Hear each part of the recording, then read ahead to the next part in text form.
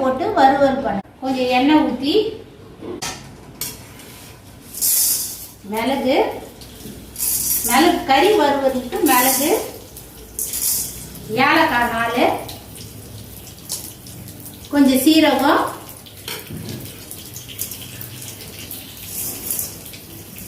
பூண்டு, 3 பச்சை மிளகாய் சின்னது, இஞ்சி,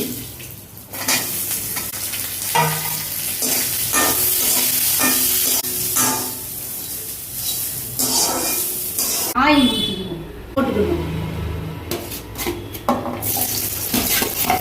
வெங்காயம் நல்லா செவந்த பிறகு கருவேப்பிலை போட்டுக்கணும்.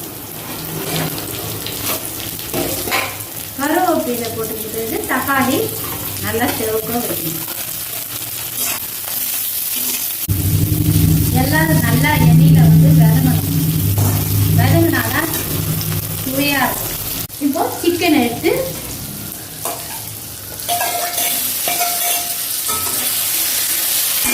எண்ணெயில போட்டு நல்லா வதக்கணும்.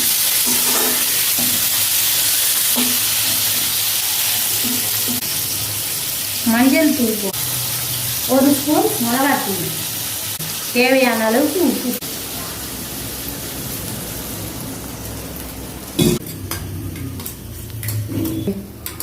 அரைச்சி வச்ச மிளகு தூள், பூண்டு, இஞ்சி பூண்டெல்லாம் போட்டுக்கணும்.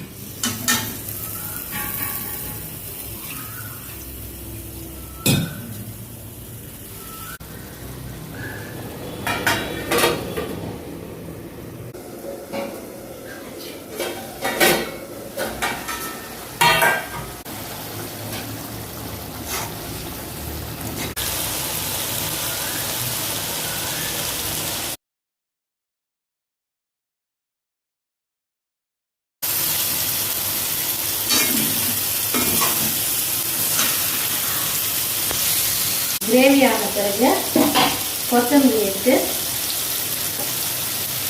தூவி விட்டுணும். சிக்கன் ரெடி ஆயிடுச்சு. சாப்பிடலாம்.